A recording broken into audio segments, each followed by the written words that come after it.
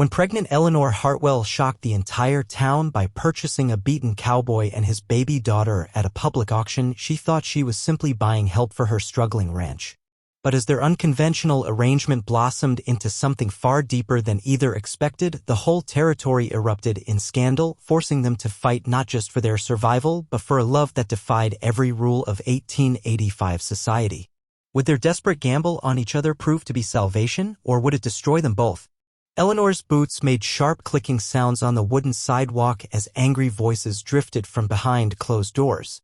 She pulled her heavy coat tighter around her growing belly and tried to ignore the way Mrs. Patterson quickly shut her curtains when she walked by.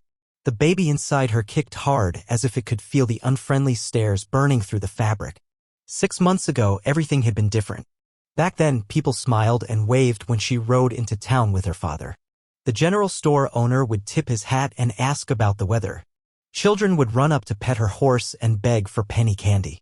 Now those same children were pulled away by their mothers who whispered words like shame and disgrace when they thought she couldn't hear.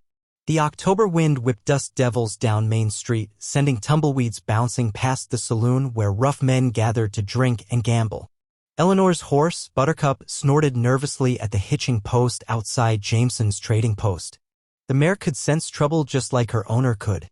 "Easy, girl," Eleanor whispered, stroking the horse's golden neck. "We both know this town has turned mean as a rattlesnake, but we've got business to handle."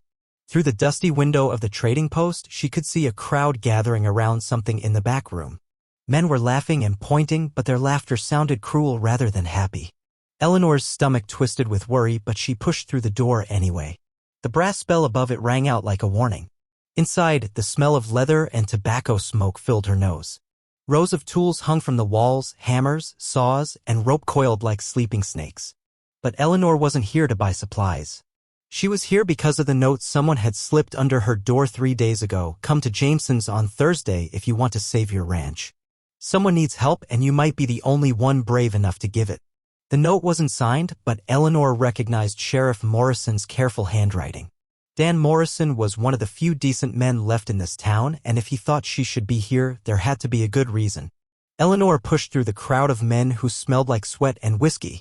Their conversations stopped when they saw her, replaced by uncomfortable silence. Some of them had worked for her father when he was alive.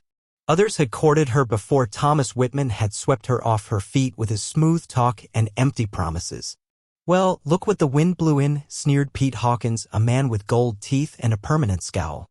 "Shouldn't you be home knitting baby clothes, Eleanor?" Heat rushed to Eleanor's cheeks, but she kept her voice steady. "My business is my own, Pete. Always has been." The crowd parted reluctantly, and Eleanor finally saw what they were all staring at. Her breath caught in her throat like a bird in a cage. On a small wooden platform stood a man who looked like he'd been trampled by wild horses.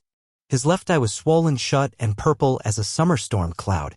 Blood had dried in crusty streaks down his chin from a split lip.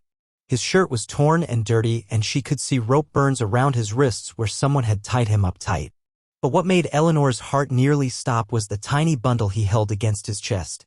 A baby no bigger than a loaf of bread slept peacefully in the man's protective arms. The child had wispy brown hair and rosy cheeks, completely unaware that her world was about to change forever. "What's going on here?"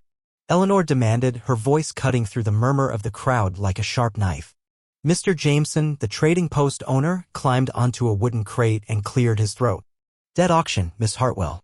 This here cowboy owes more money than he can pay. The law says we can sell his labor to cover what he owes." Eleanor's mind raced. Debt auctions were legal but rare in Montana territory.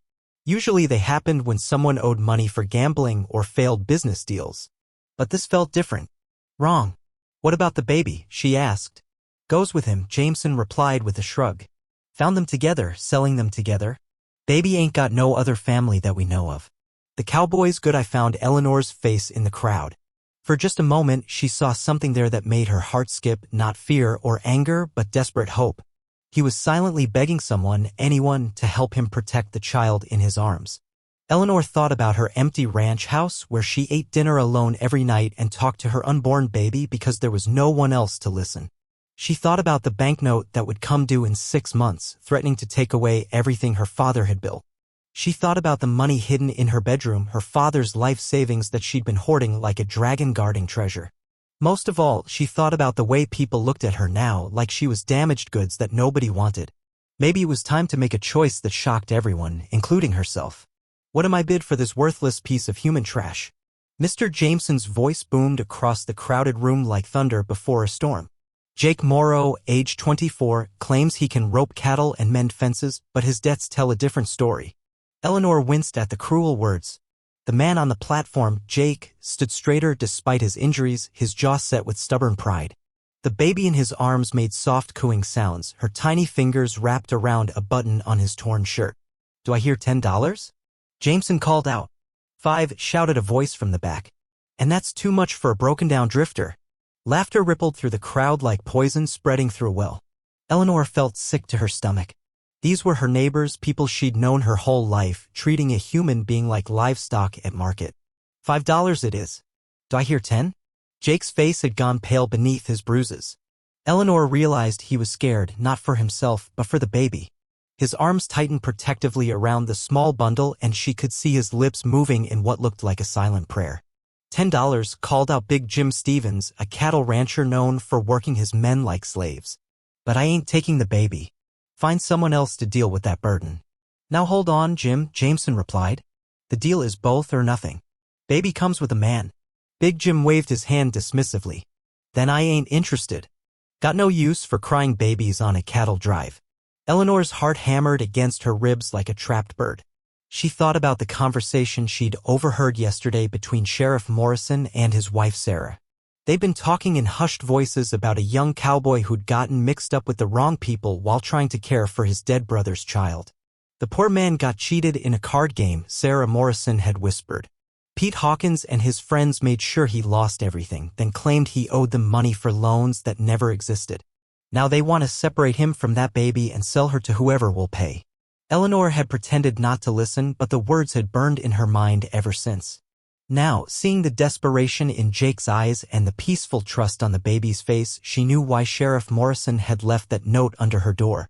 Do I hear 15? Jameson continued. 12, called out another voice.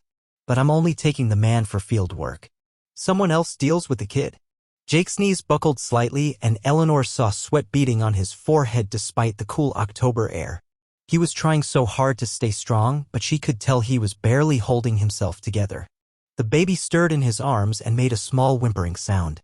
Without thinking, Jake began humming a soft lullaby under his breath. The gentle sound seemed to quiet not just the child, but some of the crowd's cruel laughter as well. Eleanor closed her eyes and heard her father's voice from years ago. Sometimes, Eleanor girl, you have to do what's right even when the whole world tells you it's wrong. That's what separates decent folks from cowards. Her father had been talking about helping their neighbor rebuild his barn after a fire, even though the man had spread nasty rumors about their family. But the lesson felt bigger now, more important than barn raising or neighborhood gossip. $15. The bid came from Tom Bradley, a man Eleanor knew had a reputation for cruelty to both animals and people. I'll take the man for logging work up in the mountains. Don't care what happens to the baby. Jake's face went white as fresh snow. Mountain logging was dangerous work that killed or crippled more men than it paid. And if Tom took him away from civilization, there would be no way to keep the baby safe. Eleanor felt something shift inside her chest, like a door opening that had been locked tight for months. She thought about her empty house, her uncertain future, and the money she'd been saving for emergencies. Maybe this was the emergency she'd been saving for. $25, she heard herself say, her voice clear and strong despite her racing heart. The entire room went silent as a graveyard at midnight. Every face turned to stare at her with expressions ranging from shock to horror to fascination. Eleanor felt heat creep up her neck, but she kept her chin raised high. Miss Hartwell, Mr. Jameson stammered, clearly caught off guard. Are you making a bid? $25, Eleanor repeated, stepping closer to the platform. For both the man and the child. Jake's good. I met hers across the suddenly quiet room. She saw surprise there, followed by something that might have been gratitude mixed with confusion. He was probably wondering why a pregnant woman with her own troubles would risk everything to help strangers. Eleanor wondered the same thing, but she couldn't seem to stop herself from speaking. $30, she said, her voice growing stronger with each word. And that's my final offer. The crowd erupted in whispers and shocked exclamations. Some people shook their heads in disapproval while others leaned forward with the hungry interest of people watching a fascinating disaster unfold. But Eleanor only had eyes for Jake and the baby. The little girl had woken up and was looking around with bright, curious eyes that reminded Eleanor of wildflowers in spring. Jake was staring at Eleanor like she was some kind of miracle he'd never expected to see.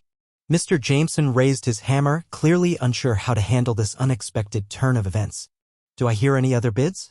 $30 going once. The room stayed silent except for the sound of Eleanor's heart beating loud enough to wake the dead. "Going twice."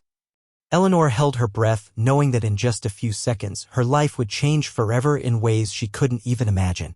But sometimes she realized the scariest changes were also the most necessary ones. The auctioneer's hammer crashed down like thunder, but the real storm was just beginning. Eleanor's heart pounded as she watched the crowd's shocked faces turn from surprise to pure disgust. Women pulled their children closer. Men shook their heads and spat in the dirt. "You just made the biggest mistake of your life, lady," someone called out from the back. Eleanor ignored the voice and walked toward the wooden platform where Jake stood. His blue eyes looked confused and worried. The baby in his arms had stopped crying, but her tiny fists still gripped his torn shirt. "Why did you do that?" Jake whispered when Eleanor reached the steps. His voice sounded rough, like he had been shouting for hours. "Because everyone deserves a chance," Eleanor said simply.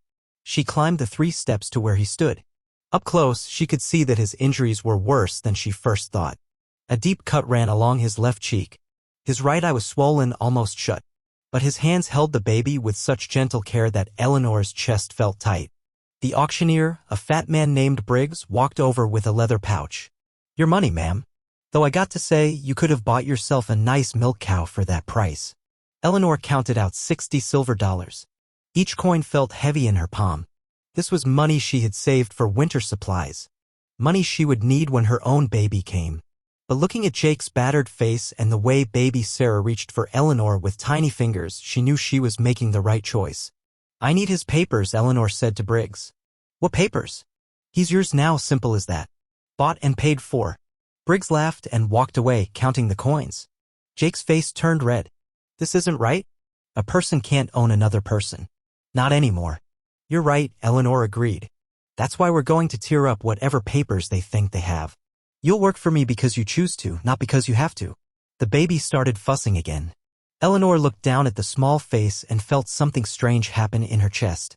The little girl had dark hair like Jake's, but her eyes were bright green. "She's beautiful," Eleanor said. "How old is she?" 6 months old last week, Jake answered. His voice got softer when he talked about the child. "Her name is Sarah, after her grandmother." "Where's her mother?" Jake's face grew dark. "Dead. Died when Sarah was born. My brother Samuel tried to raise her alone, but..." He stopped talking and looked away. Eleanor waited. She had learned that sometimes people needed quiet to find their words. "Samuel died 3 months ago," Jake finally continued. "Heart just gave out. Left me with Sarah and a mountain of debts I couldn't pay. When the bank came for his land, they said I owed them money too. Put us both up for auction like we were horses." Eleanor felt anger burn in her stomach. "That's awful. The worst part is I promised Samuel I'd keep Sarah safe. Some promise that turned out to be." Jake shifted the baby to his other arm. "At least now she might have a chance. You seem like a good woman even if you make crazy choices." "Maybe crazy choices are the only honest ones left," Eleanor said. She looked around at the crowd, which was slowly breaking up. Most people were staring at them and whispering. "Can you walk? Your leg looks hurt." Jake tested his weight on his right leg and winced. "I can manage. It's not broken, just twisted up some." "Good. We have a long ride ahead of us." Eleanor started down the platform steps. "My wagon is behind Miller's store." "Wait." Jake's voice stopped her. "Before we go anywhere, I need to know something. What exactly do you expect from me?" Eleanor turned back to face him. This was the question she had been dreading. How could she explain that she needed help without sounding desperate? How could she tell him about her own situation without scaring him away? "I have a ranch about 5 miles outside town," she began carefully. "It's not big, but it's good land. My father left it to me when he died last year. The problem is I can't run it alone. Because of the baby you're carrying." Eleanor's hand moved to her belly before she could stop it. "You noticed. Hard to miss. When is it due?" 3 months, maybe less. Eleanor felt her cheeks get hot. The father, he left when he found out. Said he wasn't ready to be tied down. Jake studied her face for a long moment. So you need a hired hand and I need a job. Sounds fair enough. It's not that simple, Eleanor said quickly. People in this town already talk about me. They think I'm a bad woman because I'm not married. If they see me living on a ranch with you, they'll think we're living in sin, Jake finished. Even though we're not. Even though we're not, Eleanor agreed. Are you willing to face that kind of talk? It won't be easy. Jake looked down at baby Sarah, who had fallen asleep against his chest.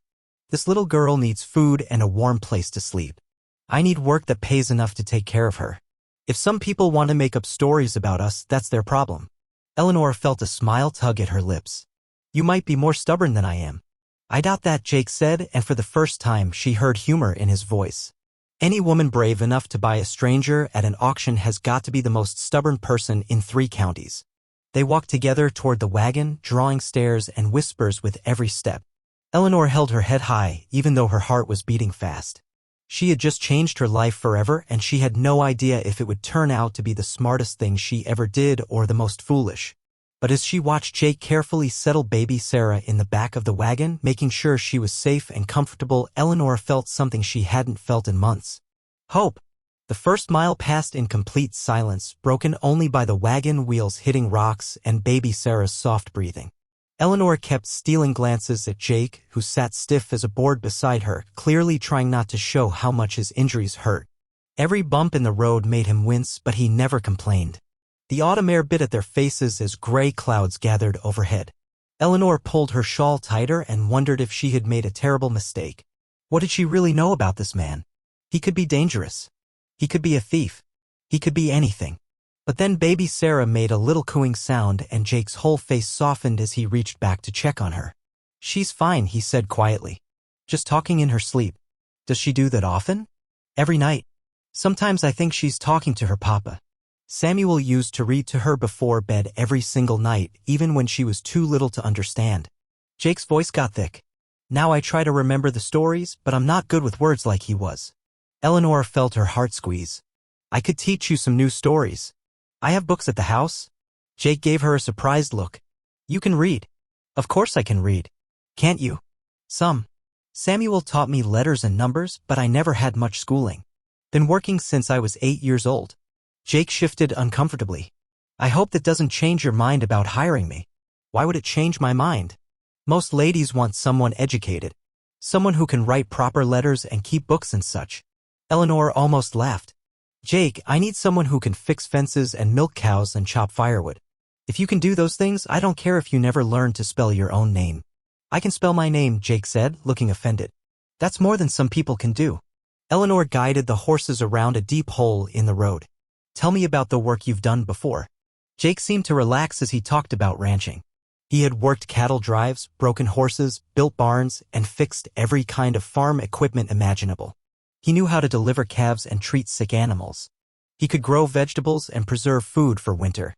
You sound like exactly what I need, Eleanor said when he finished. My father was a good man, but he wasn't much of a farmer. The place has been falling apart since he got sick. What kind of land is it? 40 acres of good grass for cattle. A vegetable garden that's completely overgrown. Fruit trees that haven't been pruned in 2 years. The barn roof leaks and half the fence posts are rotting. Eleanor sighed. It sounds hopeless when I say it all at once. Sounds like hard work, Jake corrected. But not hopeless. Good land is good land, no matter what shape the buildings are in. They crested a small hill, and Eleanor's ranch spread out below them. The house was small but solid, built from local stone with a wide front porch. The barn was bigger than the house, though Jake could see several holes in the roof even from a distance. Cattle wandered freely through broken fences, and weeds had taken over what used to be planted fields. It's beautiful, Jake said, and Eleanor could tell he meant it. You think so? Even with all the problems? The problems can be fixed. The land is what matters, and this is good land. Jake pointed to a creek that wound through the property. Fresh water year-round. Those hills will protect the cattle from winter storms. And look at that soil in the lower field, black as coffee. You could grow anything there. Eleanor felt a warm glow in her chest. For the first time in months, someone was talking about her ranch like it had value. As they pulled up to the house, baby Sarah woke up and started crying. The sound was sharp and desperate, the kind of cry that meant she was hungry. She needs to eat, Jake said, worry creeping into his voice. I've been feeding her milk from a bottle, but we ran out this morning. Eleanor's mind raced. The nearest cow was probably 2 miles away, wandering loose in the upper pasture. Even if they could catch her, milking would take time they didn't have. I might have some canned milk in the house, she said, climbing down from the wagon. My father kept supplies for emergencies. They hurried inside, Jake carrying the crying baby while Eleanor searched through cupboards. The house felt cold and empty. Dust covered everything, and mice had gotten into some of the stored food. Found some. Eleanor called from the pantry. She emerged with 2 cans of condensed milk. This should work until we can get fresh milk. While Eleanor mixed the milk with water, Jake walked around the main room, bouncing Sarah gently and humming a low tune. The baby's cries gradually turned to hiccups, then to quiet snuffles. You're good with her, Eleanor observed as she prepared the bottle. I had to learn fast. The first week after Samuel died, I thought I was going to lose her too. She wouldn't eat, wouldn't sleep. I didn't know what I was doing wrong. Jake's voice was soft with memory. Then an old woman in the last town told me babies need to feel safe. They need to know someone loves them even if they can't understand the words. Eleanor handed him the bottle and they both watched as Sarah latched onto it eagerly. The desperate crying stopped, replaced by satisfied sucking sounds. She trusts you completely, Eleanor said. I hope so. She's all the family I have left. Jake looked around the room, taking in the stone fireplace, the wooden furniture, the windows that looked out over the rolling hills. This feels like a real home. It will be once we fix it up. Eleanor moved to the window and pointed to different areas of the property. I was thinking we could start with the barn roof. Once that's fixed, we can bring the cattle closer to the house for winter. Jake joined her at the window, Sarah still drinking contentedly in his arms. Smart thinking. We'll need to round up those cows soon anyway. Some of them look ready to calve. How can you tell from here? See that red one by the creek? The way she's standing, how she keeps looking at her sides. She'll drop that calf within a week, I'd guess. Jake's professional eye scanned the scattered herd. And that black one near the fence line, she's favoring her front left leg. Might have stepped in a hole or picked up a stone. Eleanor felt impressed despite herself. Jake saw things she had completely missed. There's a lot I don't know about ranching, she admitted. And there's a lot I don't know about keeping house and managing money, Jake replied. Seems like we each have something the other needs. As if summoned by their words, the first fat raindrops began to fall. Within seconds, the drops became a steady shower, then a proper downpour. Water immediately started dripping through several spots in the roof. Well, Eleanor said, grabbing buckets from the kitchen, I guess we know what our first project will be. Jake laughed, the first real laugh she had heard from him. In this weather? We'll be lucky if we don't all catch pneumonia. But as they worked together to position buckets under the worst leaks, with baby Sarah sleeping peacefully in a makeshift bed nearby, Eleanor felt something she hadn't expected. This broken-down ranch, with its leaking roof and scattered cattle, felt more like home than it had since her father died. Jake's hammer slipped, sending the nail flying into the dirt as baby Sarah's cry pierced the morning air. 3 weeks had passed since Eleanor brought them home, and something was wrong. Sarah had been fussy all night, her tiny face red with fever, and now she wouldn't take her bottle. Eleanor rushed from the kitchen, flour still dusting her apron. Is she getting worse? Her skin feels like fire, Jake said, his rough hands gentle as he lifted the baby from her makeshift cradle. Dark circles shadowed his eyes from the sleepless night. Maybe we should take her to Doc Miller in town. Doc Miller won't see us. Eleanor's voice was flat. She knew the truth even if Jake didn't want to believe it.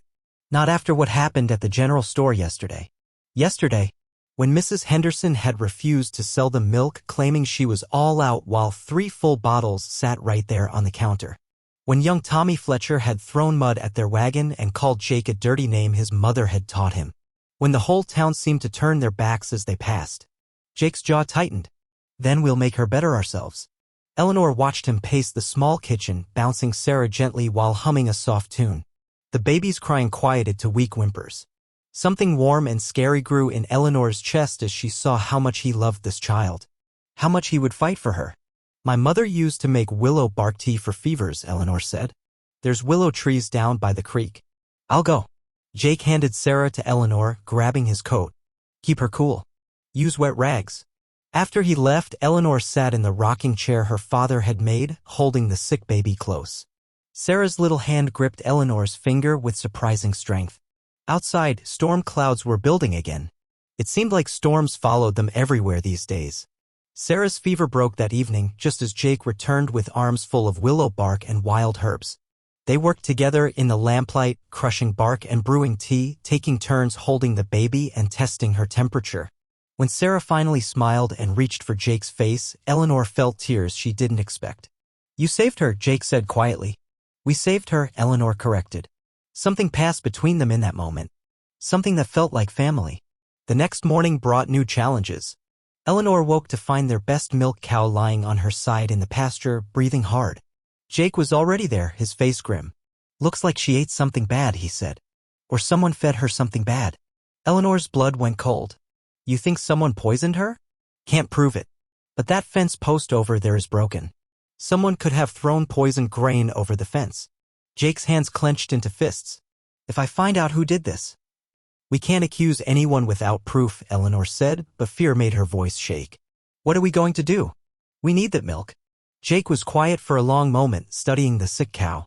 Then his face lit up with an idea that made Eleanor nervous. "I'm going to talk to Sheriff Morrison's wife. Sarah Morrison has been kind to us. Maybe she knows someone who needs help and has extra milk." It was a long shot, but Jake rode to town anyway. Eleanor spent the day nursing their cow back to health and trying not to worry. Every shadow seemed to hide a threat. Every sound made her jump. When Jake returned that afternoon, he wasn't alone. Sarah Morrison sat beside him on the wagon seat, her kind face worried but determined. "Eleanor, dear," Sarah called as they pulled up to the house. "Jake told me about your cow. I brought you some milk and something else." The something else turned out to be news that made Eleanor's heart race. "There's going to be a town meeting tomorrow night," Sarah explained as they sat around Eleanor's kitchen table. "About your situation. Thomas Blackwell is stirring up trouble, saying you're a bad influence on the community." Eleanor felt the blood drain from her face. "What kind of trouble?" "The kind that could force you to leave," Sarah said gently. "Thomas has been talking to the bank about your loan. And to the territorial government about taking custody of the children." Jake's chair scraped against the floor as he stood up fast. "They can't do that." "They can try," Sarah said. "Especially if they can prove you're unfit guardians." Eleanor's hand moved to her growing belly. Her own child kicked as if sensing her fear. "What do we do?" Sarah Morrison reached across the table and squeezed Eleanor's hand. "You fight. You show up to that meeting and prove them wrong. Show them what kind of people you really are."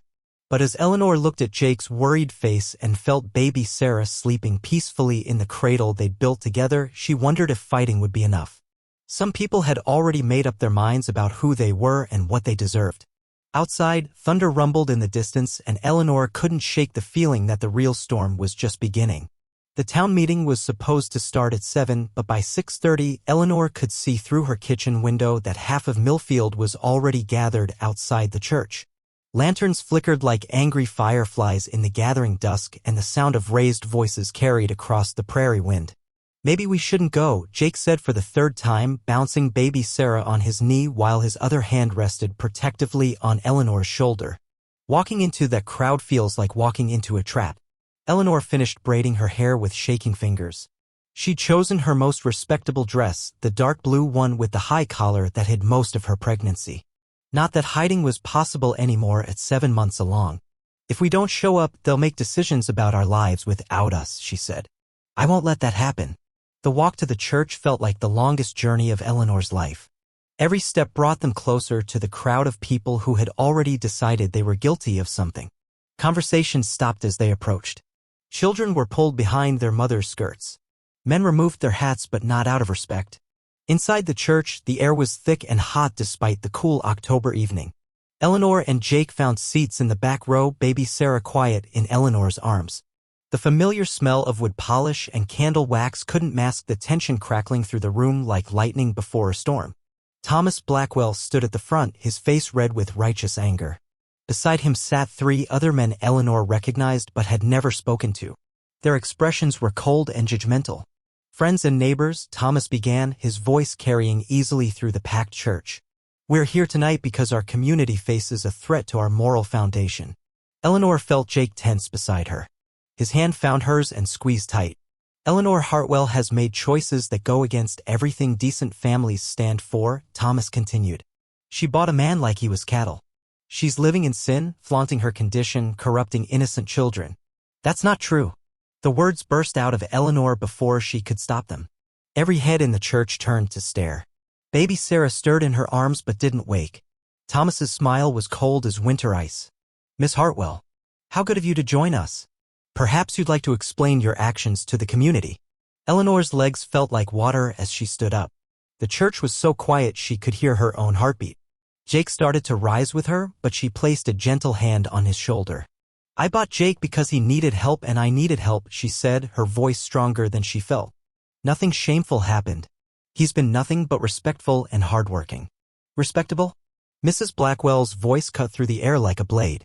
You're carrying a child with no husband. You're living with a strange man. That baby isn't even his. The baby is my brother's daughter, Jake said, standing up despite Eleanor's hand on his shoulder. Her mother died in childbirth. Her father died of grief. I promised to take care of her. Pretty story, Thomas sneered. But the fact remains, you're both living outside God's law. That's when Sheriff Morrison stood up from the middle of the church. Eleanor hadn't even seen him come in. Actually, Thomas, they're not breaking any laws at all. God's or man's, the sheriff said calmly. I've looked into their situation thoroughly. Jake Morrow is Eleanor's employee, nothing more. They live in separate parts of the house. He earns his wages through honest work. Eleanor felt a flash of gratitude toward the sheriff, but also a strange sadness. Because what he said was true, but it wasn't the whole truth. She and Jake did live in separate parts of the house. He did earn honest wages. But there was more between them now. Something growing stronger every day. What about her condition? Mrs. Blackwell demanded. What kind of example is she setting for our daughters? Before Eleanor could answer, Sarah Morrison stood up from her seat near the front. The example of a woman who refuses to give up when life gets hard, Sarah said firmly. The example of someone who sees worth in others when the rest of us see only problems. More people began to speak. Old Mr. Peterson talked about how Jake had helped him repair his barn roof without being asked. Mrs. Henderson from the general store admitted that Eleanor had paid her bills on time and never caused trouble. Even young Doc Miller's wife mentioned how Eleanor had helped deliver the Swanson baby when the doctor was away. But for every voice that spoke in their favor, another rose against them. The room grew louder and angrier. Baby Sarah began to cry, and Eleanor felt overwhelmed by the noise and heat and hostile stares. That's when Jake did something that surprised everyone, including Eleanor. He stood up and began to sing. It was a simple song, one Eleanor had heard him sing to baby Sarah during long nights when she was teething. A lullaby his own mother had sung to him. His voice was rough but true, and slowly, amazingly, the angry voices quieted. As the last note faded, Jake spoke into the silence. I know what you think of me. And maybe you're right. Maybe I am just a broken-down cowboy with nothing to offer. But Eleanor Hartwell saw something in me worth saving. She gave me a chance when no one else would. She's given Sarah a home and love and safety. He paused, looking directly at Thomas Blackwell. If that's corruption, then I'm proud to be corrupted. The church erupted again, but this time Eleanor heard more voices speaking in their defense. The tide was turning, slowly but surely. Then Thomas played his final card. It doesn't matter what any of you think, he announced, pulling out an official-looking paper. I've petitioned the territorial government to investigate this situation. They're sending an inspector next month to determine if these children are in a proper environment. Eleanor's blood turned to ice. A government inspector would have the power to take both babies away, to split up the family they'd built together. As the meeting dissolved into chaos, Eleanor clutched baby Sarah closer and felt her own child kick frantically inside her. For the first time since buying Jake at that auction, she wondered if she'd made a terrible mistake. Not in trusting Jake, but in believing that love and determination would be enough to protect the people she cared about most. The morning Jake found the bloody chicken feathers scattered across their front porch, Eleanor knew their peaceful days were over.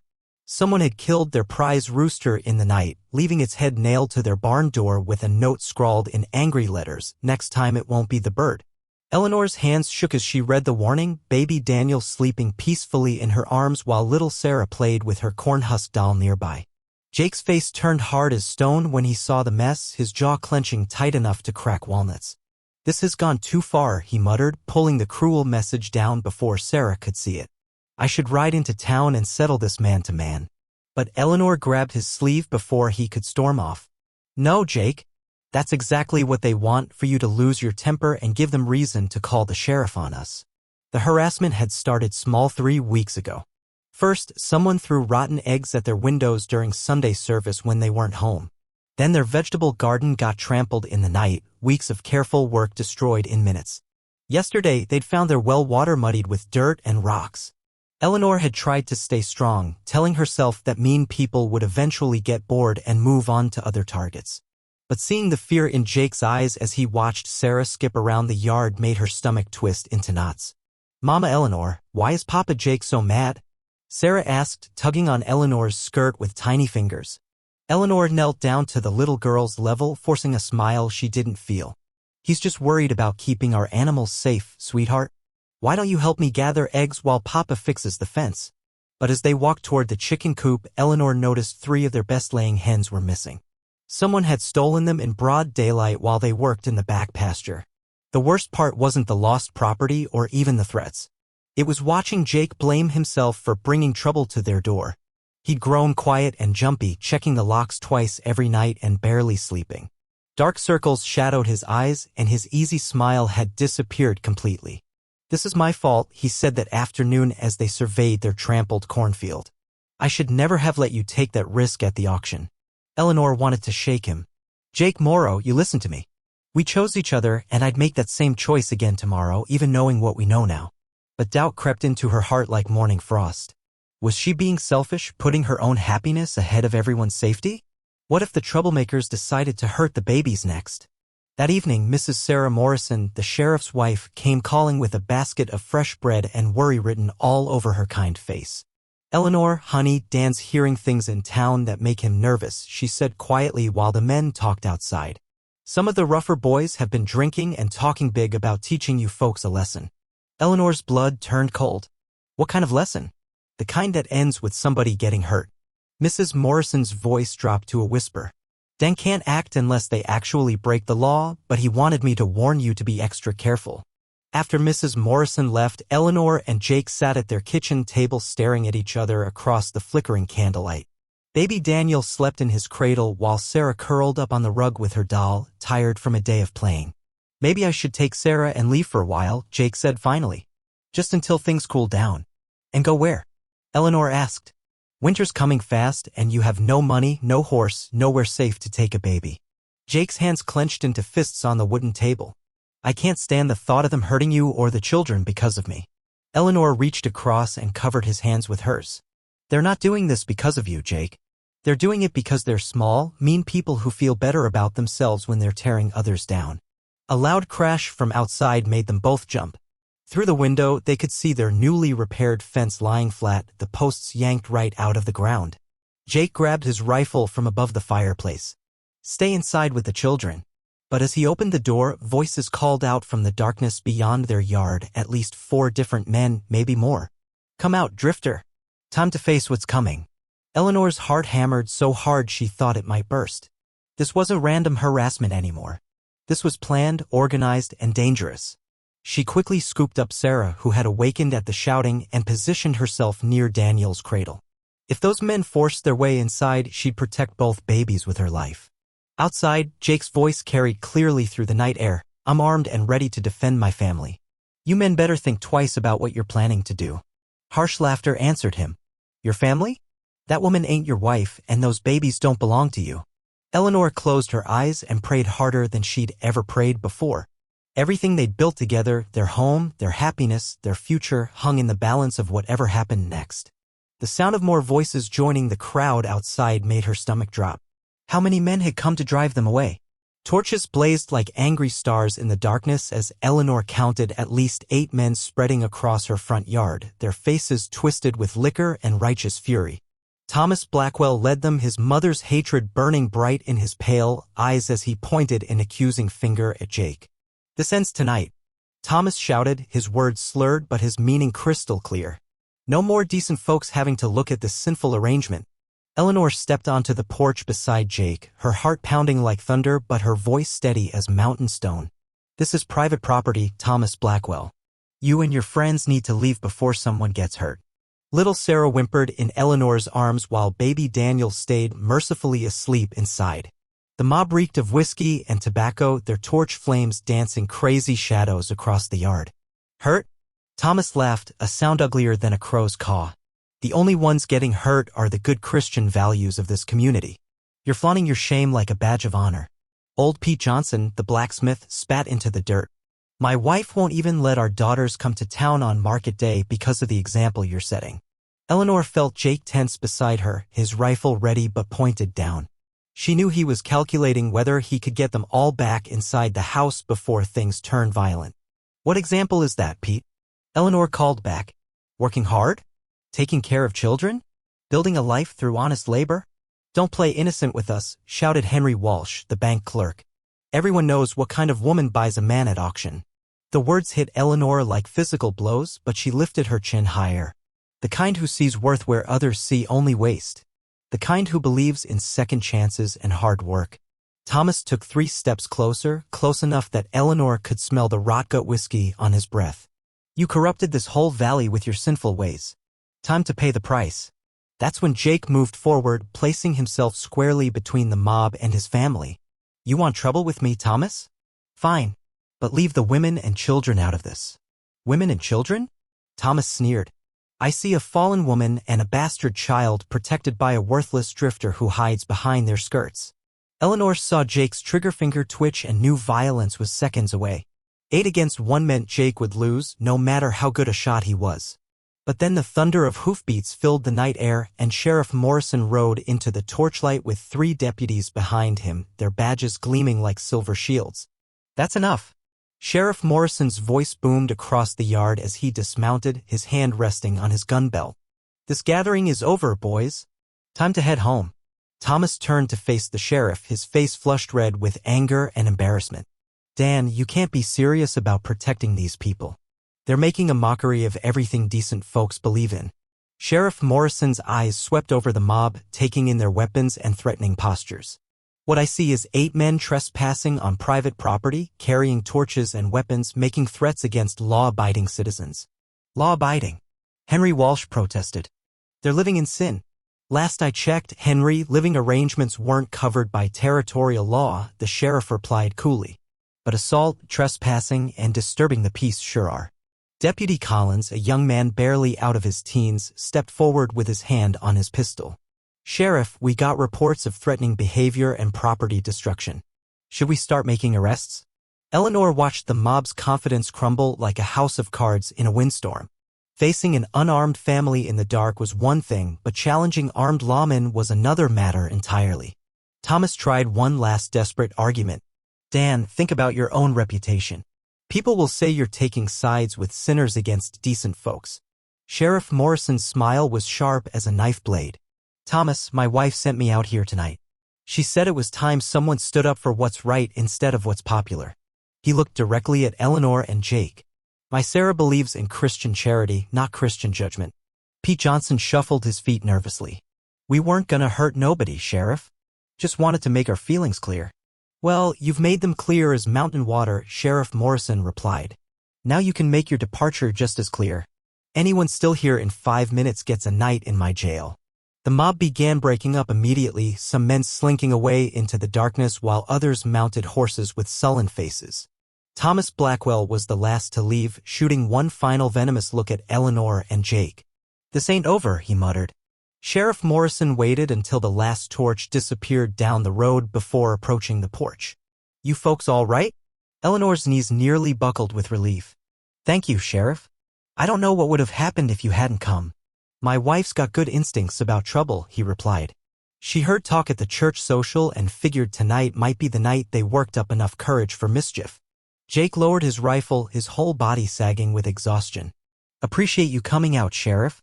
Don't know how we can repay the kindness. Sheriff Morrison tipped his hat. Just keep being good neighbors and raising those babies right. That's payment enough. He paused at his horse. Jake, I meant what I said before about needing help with my horses. Job's still open if you want steady work that pays fair wages. As the sheriff and his deputies rode away, Eleanor and Jake stood alone in their yard, surrounded by the wreckage of their fence and the bitter smell of torch smoke. Well, Eleanor said, surprised to find herself almost smiling despite everything. I guess that settles whether we're staying or going. Jake wrapped his free arm around her shoulders, careful not to wake Sarah. Reckon it does. Though I suspect Thomas Blackwell isn't done making trouble.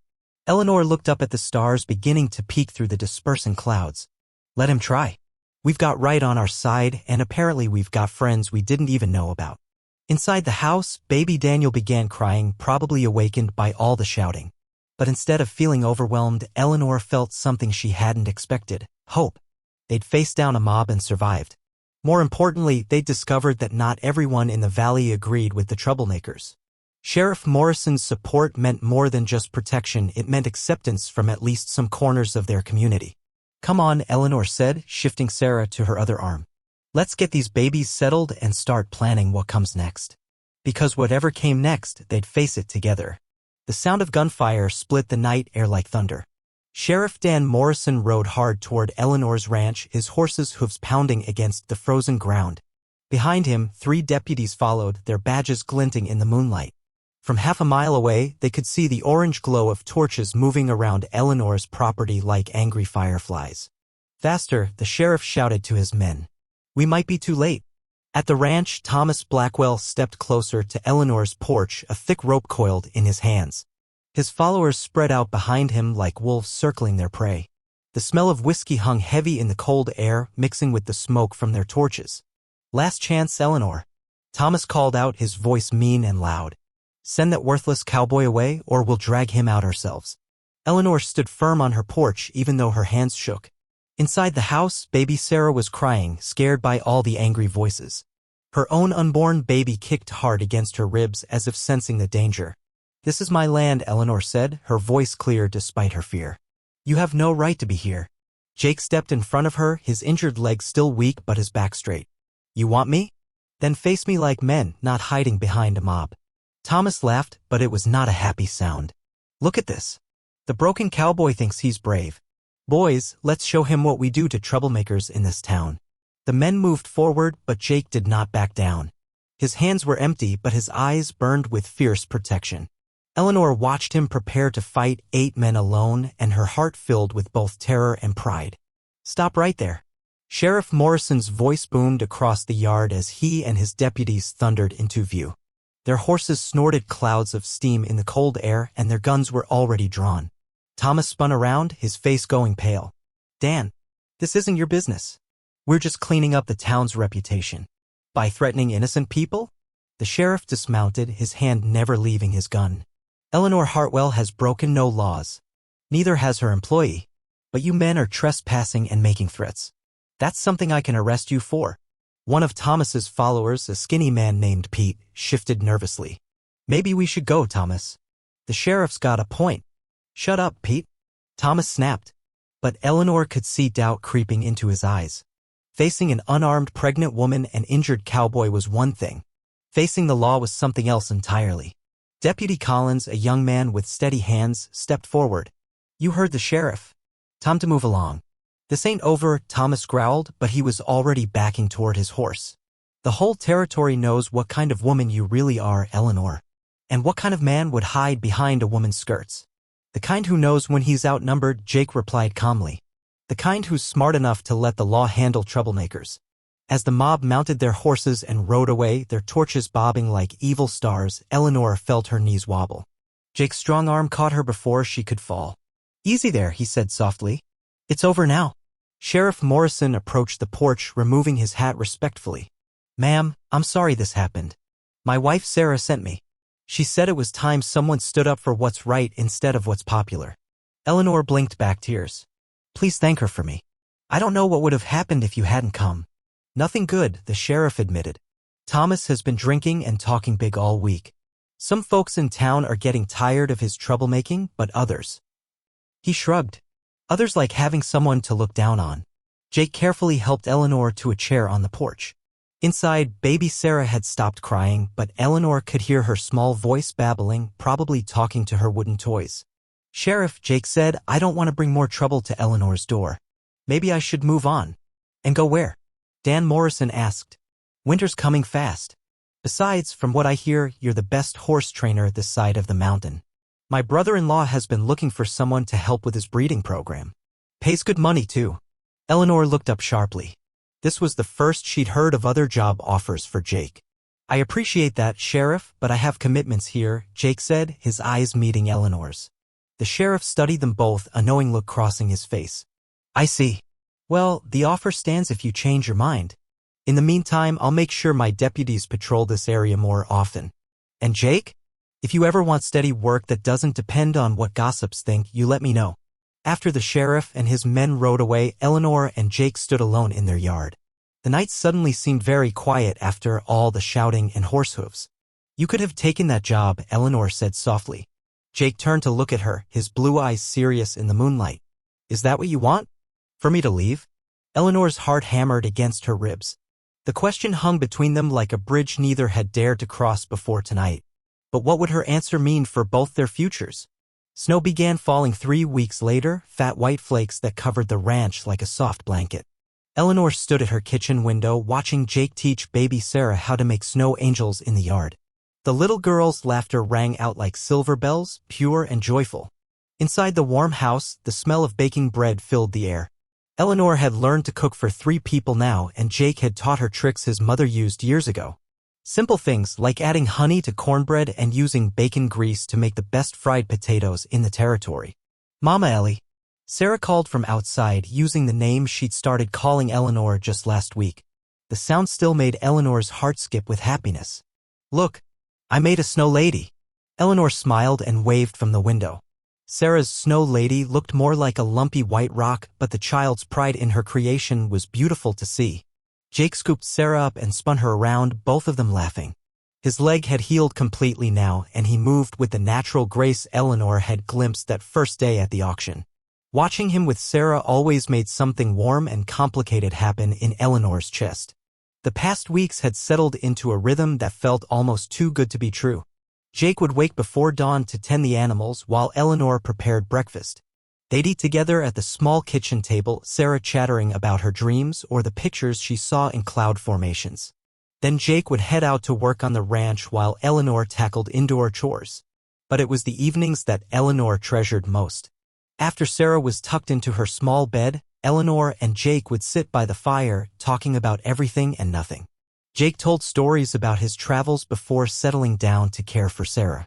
Eleanor shared memories of her father and dreams for the ranch's future. Tonight felt different, though. The snow had trapped them inside together, creating an intimacy that made Eleanor's pulse quicken. "The storm's getting worse," Jake said as he stamped snow off his boots and hung his coat by the door. Sarah ran to Eleanor, her cheeks bright red from the cold. "My fingers are cold, Mama Ellie," Sarah announced, holding up tiny mittened hands. Eleanor knelt down and pulled off Sarah's mittens, then cupped the small hands in her own larger ones, breathing warm air on them. "Better." Sarah nodded and wrapped her arms around Eleanor's neck in a fierce hug. Over the child's shoulder, Eleanor caught Jake watching them with an expression that made her stomach flutter. "I'll heat some milk for Coco," Eleanor said, standing up. "Sarah, why don't you show Papa Jake the new stitches I taught you?" As Sarah pulled Jake toward her sewing basket, Eleanor busied herself at the stove. But her mind wasn't on the milk warming in the pot. She was thinking about the way Jake's hands had lingered when he'd helped her carry firewood yesterday. The way he'd started humming under his breath when he thought she wasn't listening, the same lullaby he sang to Sarah at bedtime. Eleanor, Jake's voice was closer than she'd expected. She turned to find him standing right behind her, Sarah already curled up in the big chair with her sewing. "Yes." The word came out breathier than Eleanor intended. "We need to talk about what happens next." Jake's blue eyes were serious, searching her face. "Spring will come eventually. People will expect decisions."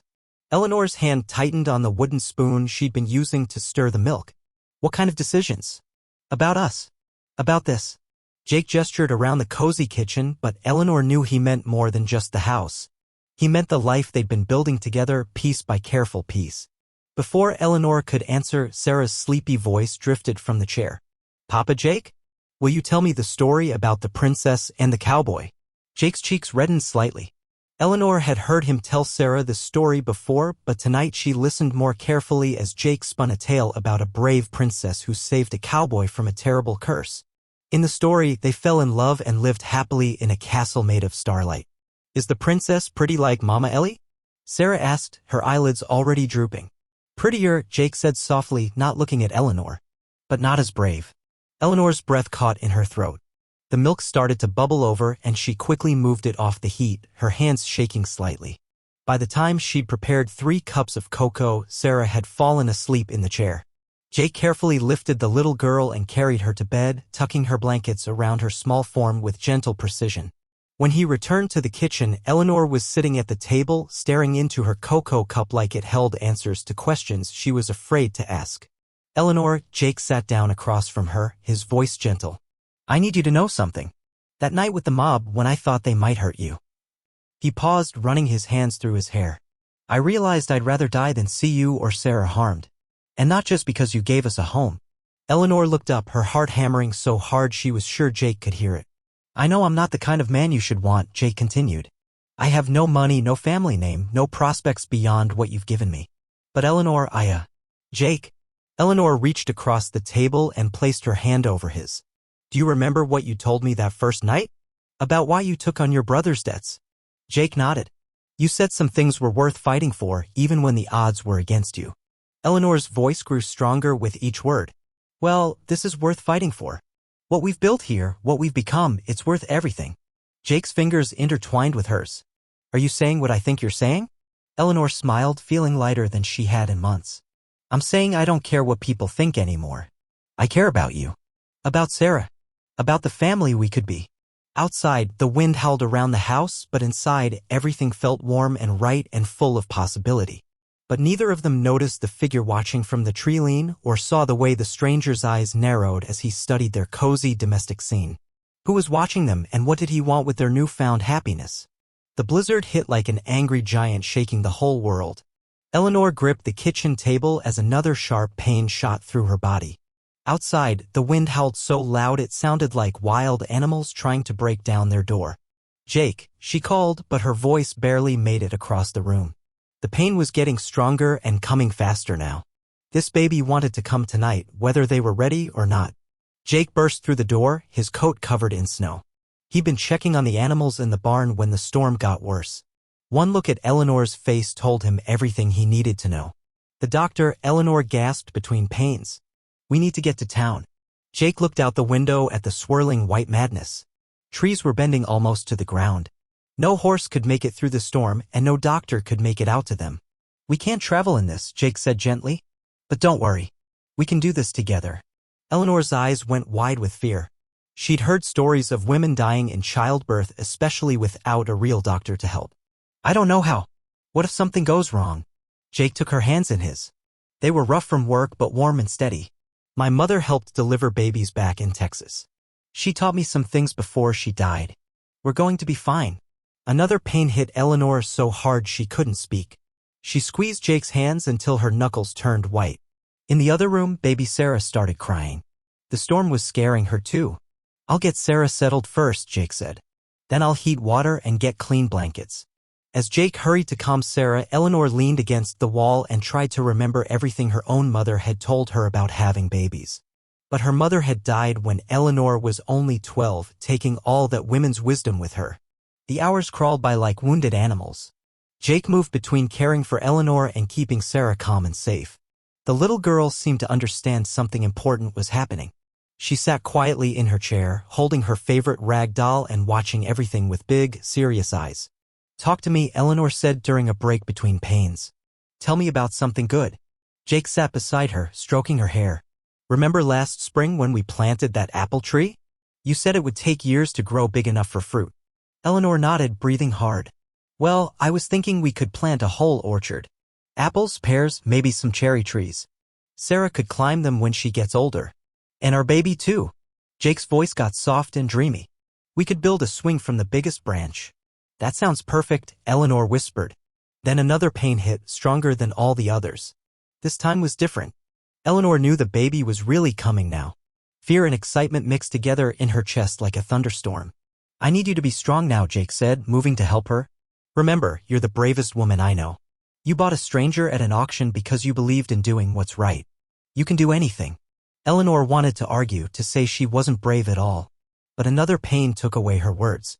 Jake stayed calm and helped her through each step. His hands were gentle but sure, like he really did know what he was doing. When things got scary, he told her jokes. When she got tired, he sang quiet songs. When she wanted to give up, he reminded her of all the good things waiting for them. Baby Sarah fell asleep in her chair, still holding her doll. The storm kept raging outside, but inside their little house, something beautiful was happening. Just as the first pale light of morning started showing through the windows, Eleanor's baby finally arrived. The tiny boy came into the world with a loud, healthy cry that seemed to chase away all the fear and worry. Jake wrapped the baby in a clean blanket and placed him carefully in Eleanor's arms. The little boy had dark hair like his mother and seemed to look right at her with bright, alert eyes. "Hello, little one," Eleanor whispered, tears running down her face. "I'm your mama." Jake sat beside them, his own eyes wet with tears. "He's perfect," he said softly. "Just perfect." Eleanor looked at Jake, then at sleeping Sarah, then at her new son. This was her family now. Not the family she'd planned when she was young, but the family her heart had chosen. It felt right in a way nothing else ever had. "What should we name him?" Jake asked. Eleanor thought about Sheriff Morrison, who had stood up for them when the angry crowd came to their house. She thought about kindness and courage and doing the right thing even when it's hard. "Daniel," she said. "His name is Daniel." The storm was finally ending outside. Sunlight broke through the clouds and filled their kitchen with golden warmth. Daniel stopped crying and seemed to smile, though Jake said babies that young don't really smile yet. But Eleanor knew better. Her son was smiling because he was home. 3 months later, Eleanor stood at her kitchen window watching Jake teach Sarah how to collect eggs from their chickens. The little girl held her basket carefully, listening to every word Jake said like it was the most important lesson in the world. Daniel slept peacefully in his cradle nearby, his tiny fists curled under his chin. He was growing bigger and stronger every day, with chubby cheeks and bright eyes that seemed to take in everything around him. Eleanor should have felt completely happy. Their ranch was doing well. The animals were healthy. They had enough food stored for winter. Jake worked harder than any hired man she could have found, and he never asked for anything more than a roof over his head and food on the table. But something was eating at her heart like a worm in an apple. Jake had never talked about the future. Not really. He took care of her and both babies like they were his own family. But he'd never said what he wanted to happen next. Maybe he was just being kind until she could manage on her own. Maybe he was planning to leave when spring came. The thought made her stomach hurt. Through the window, she watched Jake lift Sarah up so she could reach the highest nest. The little girl giggled with delight, and Jake's face lit up with pure joy. He loved Sarah completely. Anyone could see that. But what about Eleanor? What about Daniel?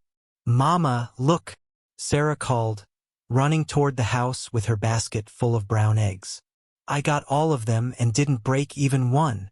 "That's wonderful, sweetheart," Eleanor said, opening the door for her. Jake followed behind, his hat in his hands and his hair messed up from the morning breeze. He looked tired but happy, like a man who enjoyed his work. "We need to fix that loose board on the chicken coop," he said. "Don't want any foxes getting in." Eleanor nodded, but her mind was spinning with bigger worries. "Jake, can we talk? Tonight, after the children are asleep." Something in her voice made him look at her more carefully. "Of course. Is everything all right?" "I hope so," she said quietly. That evening took forever to arrive. Eleanor gave Sarah her bath and sang her to sleep with lullabies. She fed Daniel and rocked him until his eyes closed. She cleaned the kitchen and mended a torn shirt and did everything she could think of to keep her hands busy. Finally, Jake came in from his evening chores. He washed his hands and face at the basin, then sat down across from her at the kitchen table. The lamplight made his eyes look golden. "What's troubling you?" he asked gently. Eleanor had practiced this conversation in her head 100 times, but now she couldn't remember any of the words she'd planned to say. "I need to know what you're thinking," she finally managed. "About us, about staying here, about what happens next." Jake was quiet for a long moment. His hands rested on the table between them, strong and scarred from hard work. "I think about it every day," he said slowly. "But I don't know if I have the right to think about it." "What do you mean?" Jake looked down at his hands. Eleanor, you saved my life and Sarah's life when you bought us at that auction. You gave us a home when we had nothing. But that doesn't mean you owe us anything more than you've already given. Eleanor felt her heart starting to race. What if I want to give more? You're a good woman with a kind heart, Jake said. But you deserve better than a man who came to you as damaged goods. You could marry any decent man in the territory once people stop talking about the past. I don't want any other man, Eleanor said, the words tumbling out before she could stop them. I want you. Jake's head snapped up, his eyes wide with surprise. I want you, she repeated, more quietly but just as firmly. I want us to be a real family, not just people living in the same house but husband and wife. I want Sarah to be my daughter, not just a child I care for. I want Daniel to grow up knowing you as his father. Jake stared at her like she'd just told him she could fly. Eleanor, you can't mean that. Why can't I? Because, Jake struggled for words. Because I'm nobody special. I was a drifter with debts I couldn't pay and a baby I could barely feed. What kind of husband would that make me? Eleanor leaned forward, her eyes bright with certainty. The kind who sings to crying babies at 3 in the morning. The kind who works from dawn to dusk to make sure his family has everything they need. The kind who makes a little girl feel safe and loved even though he's not her real father. Eleanor. The kind who held my hand during the scariest night of my life and made me believe everything would be all right, she continued. The kind who never once made me feel ashamed or broken or less than worthy. Jake's eyes were shining now, but he still looked afraid to hope. I love you, Jake Morrow, Eleanor said, her voice strong and clear. I love you with all my heart, and if you'll have me, I want to marry you and build a life together that's bigger and better than anything either of us ever imagined alone. The silence stretched between them like a bridge waiting to be crossed. Then Jake reached across the table and took her hands in his. I've loved you since the day you looked at me on that auction block and saw something worth saving, he said softly. But I never dared hope you could feel the same way. Eleanor smiled through her tears. Well, now you know. When Jake leaned across the table to kiss her, gentle and sweet in the golden lamplight, Eleanor knew she'd finally found what she'd been looking for all her life. Not just love, but the courage to fight for it. Fire crackled dangerously close to Eleanor's wedding dress as Jake's enemy from the past rode into their garden ceremony with a gun drawn. The guests screamed and scattered behind overturned tables, while baby Sarah cried in the sheriff's wife's arms. Eleanor's heart pounded so hard she thought it might burst right out of her chest. Well, well, the stranger sneered, his horse pawing the ground near the flower petals. Jake Morrow getting married like some fancy gentleman. That's rich. Jake stepped in front of Eleanor, his hands raised but ready to fight. Hello, Wade. Didn't expect to see you here. Wade Thompson had been Jake's partner back when Jake was young and foolish. They'd stolen cattle together until Jake got smart and walked away. But Wade kept stealing, kept hurting people, kept making enemies everywhere he went. You cost me 5 years in prison, Wade snarled. 5 years because you ran off and left me holding the bag. Eleanor's mind raced. Jake had never told her about this part of his past. She looked at the man she was about to marry and wondered what other secrets he might be hiding. But then she saw his face, scared but determined to protect everyone here. That's not how it happened and you know it, Jake said calmly. You chose to keep stealing after I quit. I never turned you in. But you didn't help me either. Wade's gun shook in his hand. Brothers stick together, Jake. We were like brothers. Sheriff Morrison slowly reached for his own gun, but Wade noticed and swung his weapon toward the lawman. Don't even think about it, Sheriff. This is between me and Jake. Eleanor felt her baby move inside her belly, as if little Daniel could sense the danger too. She had to do something before someone got hurt. But what could a pregnant woman do against a man with a gun? Mr. Thompson, she said in her sweetest voice, stepping out from behind Jake. You must be thirsty after such a long ride. Would you like some lemonade? Wade blinked in surprise. Nobody had offered him kindness in a very long time. "What?" I said. "Would you like some lemonade? It's fresh squeezed with real sugar." Eleanor kept her voice gentle and friendly, like she was talking to a neighbor instead of a dangerous outlaw. Jake shot her a look that said, "What are you doing?" But Eleanor had an idea. She'd noticed Wade's horse was limping. The animal needed water and rest, which meant Wade had been riding hard for days. Tired, hungry men made mistakes. I guess I could use a drink," Wade admitted, though he kept his gun pointed at Jake. Eleanor nodded to Mrs. Henderson, who nervously poured lemonade into a glass with shaking hands. Eleanor carried it toward Wade, moving slowly so he wouldn't feel threatened. "You know," she said conversationally, "Jake talks about his old friends sometimes. He mentioned someone named Wade who was real good with horses." Wade's expression softened just a little. He talked about me?" "Oh yes. He said you taught him everything he knows about training wild mustangs. Said you had magic hands when it came to calming scared animals." This was a lie, but Eleanor could see it working. Wade straightened up in his saddle, pride replacing some of the anger in his face. "I am pretty good with horses," he admitted. "Better than Jake ever was." "I can tell," Eleanor said, reaching up to offer him the glass. "Your horse is beautiful. What's his name?" Wade lowered his gun just enough to take the lemonade. "Thunder. He's carried me through 3 states without stopping. He looks tired though, and that front leg seems sore. You've been pushing him pretty hard, haven't you?" As Wade looked down at his horse with concern, Sheriff Morrison made his move. He tackled the outlaw right off his saddle, and they both hit the ground hard. The gun went flying into the rose bushes. Jake rushed over to help tie Wade up while Eleanor steadied Thunder, who was dancing nervously without his rider. The poor horse really was exhausted and hurting. "You tricked me," Wade panted as the sheriff put handcuffs on him. "I just told you the truth about your horse," Eleanor replied. "He needs care and you need help. Maybe in jail you can figure out how to be the good man Jake remembers instead of the angry one who showed up today." Wade stared at her for a long moment. "You're either the smartest woman I ever met or the craziest." "Maybe both," Eleanor said with a small smile. After the sheriff led Wade away, the wedding guests slowly came out from hiding. The preacher's hands were still shaking, but he managed to finish the ceremony. When Jake kissed his bride, everyone cheered extra loud, partly from joy and partly from relief that nobody had gotten shot. But as they cut the cake, Eleanor noticed Jake looking troubled. She pulled him aside where they could talk privately. "You're worried there might be more men like Wade out there," she said. Jake nodded.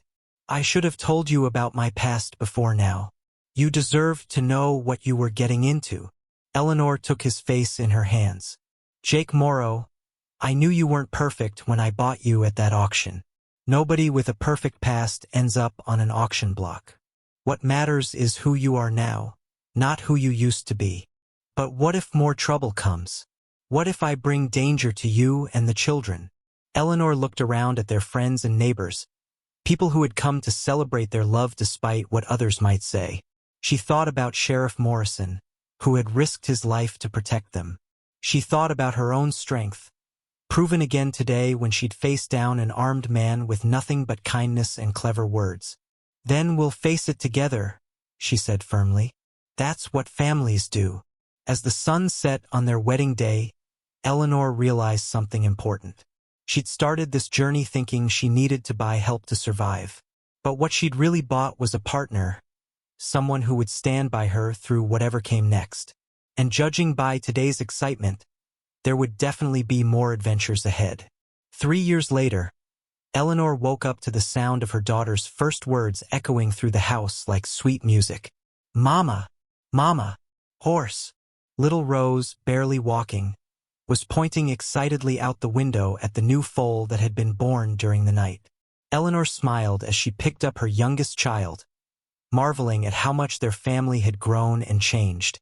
But her smile faded when she saw Jake's worried expression as he came in from the barn. Something was wrong. "The foal's sick," he said quietly, not wanting to upset Rose. Real sick. And it's not the only one. Eleanor's heart sank. Their horse breeding business had become the most successful in 3 counties. People came from hundreds of miles away to buy Jake's gentle, well-trained horses. If sickness spread through their herd, they could lose everything they'd worked so hard to build. "How many?" she asked, settling Rose in her high chair with some bread and honey. "For so far. Maybe more by tonight." Jake ran his hands through his hair, a habit he'd developed when stressed. "I've never seen anything like it. They're strong one day, weak the next." 5-year-old Sarah burst through the kitchen door, her face streaked with tears. "Papa Jake, Buttercup won't eat her oats, and Star keeps lying down." Behind her came 3-year-old Daniel, trying to keep up with his big sister. "Horses sleeping too much," he announced seriously. Eleanor's mind raced. Sick horses meant no income. No income meant they couldn't pay their workers or buy supplies for winter. Worse, if word got out that their horses were diseased, no one would ever buy from them again, even after the animals got better. "We need the veterinarian," she said. "But Doc Wilson is all the way in Billings." "That's 3 days' ride there and back," Jake pointed out. "We might lose half the herd by then." Eleanor was about to respond when she heard horses approaching fast. Through the window, she could see Sheriff Morrison riding up with a man she didn't recognize. Someone wearing a fancy suit and carrying an official-looking bag. "Mrs. Morrow," the sheriff called. "We need to talk." Eleanor and Jake exchanged glances. Official visits usually meant trouble. They stepped onto the porch, Jake carrying Rose while Sarah and Daniel peeked out from behind their parents' legs. The stranger dismounted and adjusted his spectacles. "I'm Dr. Marcus Webb from the Territorial Health Department," he announced. "We've received reports of diseased livestock in this area." Eleanor's stomach dropped. If the government got involved, they might quarantine the entire ranch. They could be stuck here for months with no way to earn money. "Our horses are sick, yes," Jake said carefully. "But we haven't sold any animals in the past 2 weeks. The sickness is contained here." Dr. Webb pulled out a notebook and began writing. "I'll need to examine every animal on your property. If I find what I suspect, this entire ranch will be under quarantine until further notice." "What do you suspect?" Eleanor asked, though she wasn't sure she wanted to know. "Horse fever. It's been spreading across Montana like wildfire. Kills half the animals it touches, and there's no cure." The words hit Eleanor like a physical blow. Horse fever was every rancher's nightmare. Even if some of their animals survived, no one would buy horses from a ranch that had been infected. Their reputation would be ruined. But as Dr. Webb examined their sick horses, something strange happened. Old Mr. Peterson, their nearest neighbor, came riding up in a panic. "Eleanor, Jake," he called. "I need your help. My mare's been sick for days, and now she's worse. I heard you folks know about healing animals." Eleanor blinked in confusion. "Mr. Peterson, our horses are sick too. That's why the doctor's here." Mr. Peterson looked puzzled. "Sick? But I saw Jake working with Lightning yesterday, and that horse looked fine as Frog's hair."